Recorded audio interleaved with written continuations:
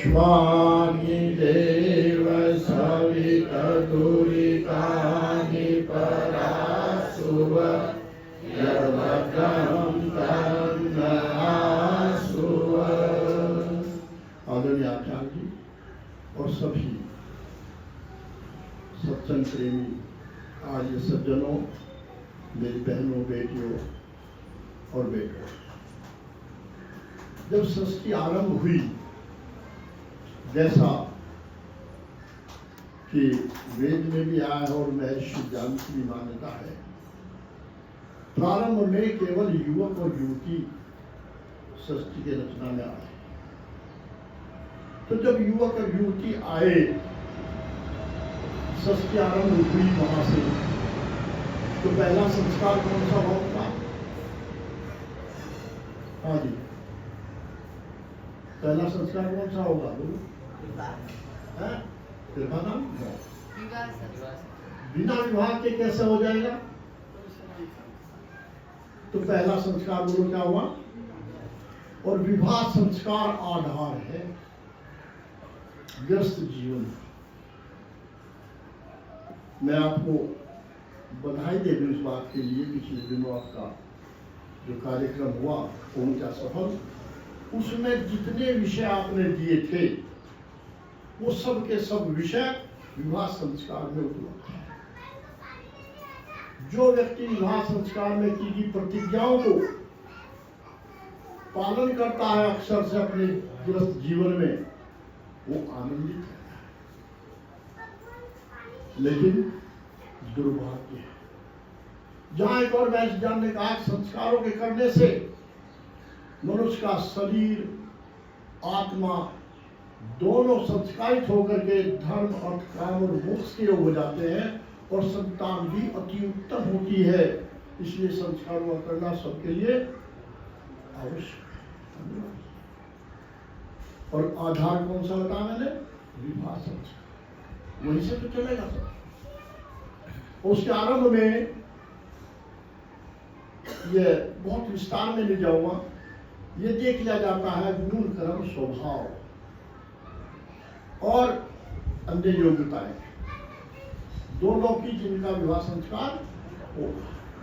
और दोनों प्रसन्नता पूर्वक जब तैयार हो जाए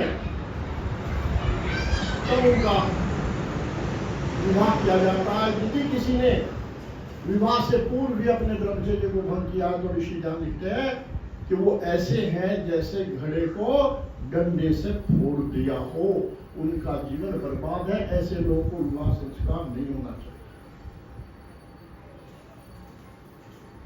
लेकिन सृष्टि के आरंभ में तो बहुत पवित्र आत्मा, वहां तो कोई दोष था नहीं, तो इसलिए फिर भी वो क्या प्रतिज्ञाएं करते हैं। और महर्षि गांधी संस्कार विधि में जो संस्कार उन्होंने विवाह के ऊपर लिखा, जिनका विवाह हुआ था, हो चुका, उन्हें याद स्मृति हो जाएगी कि क्या क्या प्रतिज्ञा किया, और जिनका होना है उनकी तैयारी हो जाएगी। लेकिन ये जानना चाहता हूँ, क्या आपको याद है कि क्या क्या प्रतिज्ञा की थी, कौन से शपथ ली थी, उनका पालन हम अपने गृहस्थ में कर रहे हैं कि नहीं कर रहे हैं? जो रास्ता सर्वदा आनंद के लिए है, पूरा जीवन उस पर चले कि नहीं? आओ कुछ चंद बिंदु उसमें से निकाल करके आपके सामने प्रस्तुत करना चाहिए। वैसे विद्वानों को वही वक्तव्य देने चाहिए जिनसे हमारा निर्माण हो। आपके विषय वास्तव में जो थे अभी समारोह में, वो सब के सब इसमें आ जाते हैं, जैसा मैंने अभी बताया। वो पहली बात आती है, हालांकि परंपरा बन गई है, वरमाला की, जिसमें माला पहनाते हैं वधू वर को, तो वर उसके सामने बोलो सिर झुका। उसके पश्चात वरमाला के पश्चात आगे हम बढ़ते हैं तो पहला काम क्या होता है? पहला काम उसका नाम है प्रतिग्रहण। पानी ग्रहण नहीं, पानी ग्रहण बाद में आएगा। प्रतिग्रहण, पिता अपनी पुत्री का हाथ वर के हाथ में चलता रखा। तो किस उद्देश्य से क्या कहता है कि इस पुत्री को मैंने आज तक बड़े लाड प्यार से, बड़े स्नेह से इसकी सारी आवश्यकताओं को पूर्ति करते हुए इसको शिक्षित किया है, इसको युवा किया है। जैसे आज तक ये इस आंगन की फुलवारी रही, ऐसे ही आपको मैं से सोचता हूँ आपके बाद इसकी सारी जिम्मेदारियां आप। और वो कहता है हाँ, मैं बड़े प्रसन्नता के साथ स्वीकार करता हूँ, और जैसे आपके घर में रही ऐसे ही उस घर में लेगी जाने दी। उसके पश्चात तैयारी हो जाती है जिसकी, आकर के दूल्हा खड़ा हो जाता है वह, और बाद में वधू आती है। दोनों खड़े होकर के हाथ जोड़ करके एक मंत्र बोलते हैं जो आपके जो विवाह संस्कार के कार्ड होते हैं सब पर छापा जाता है। लेकिन ये नहीं सोच पाते कि ये मंत्र क्या कह रहा है, यह आधार है। क्या है मंत्र?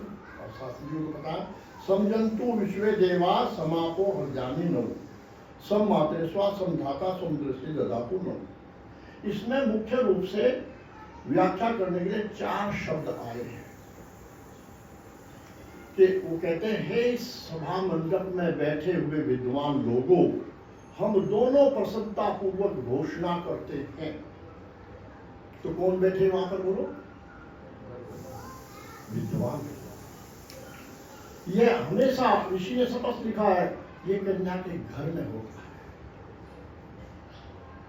और घोषणा क्या करते? समापो।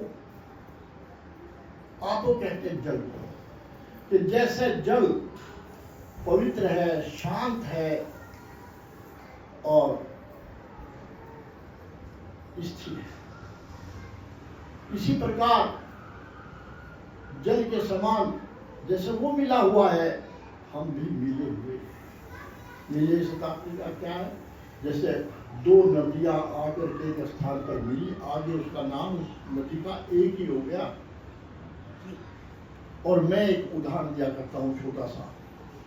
एक गिलास में पानी है वधू का और एक गिलास में पानी है वर का। उन दोनों गिलासों के पानी को मैं एक बड़े जग में डाल दिया और फिर कहा वधू को, बेटी जो जल तूने इस पे डाला था, जो तेरा था, उसको निकाल। जो तेरा जल था वही। उसने कहा कि असंभव है, इसमें विज्ञान भी फेल है। नाक तोड़ के उतना जल तो निकाला जा सकता है, लेकिन वही जल। तो जिस प्रकार वो अलग अलग नहीं किया जा सकता, हम दोनों जीवन भर अलग अलग नहीं। हमारे यहाँ ये डाइवर्स और ये तलाक क्या है? ये एक अंग्रेजी का है, एक उर्दू का है। हमारे यहाँ भाषा में तो है ही नहीं यार।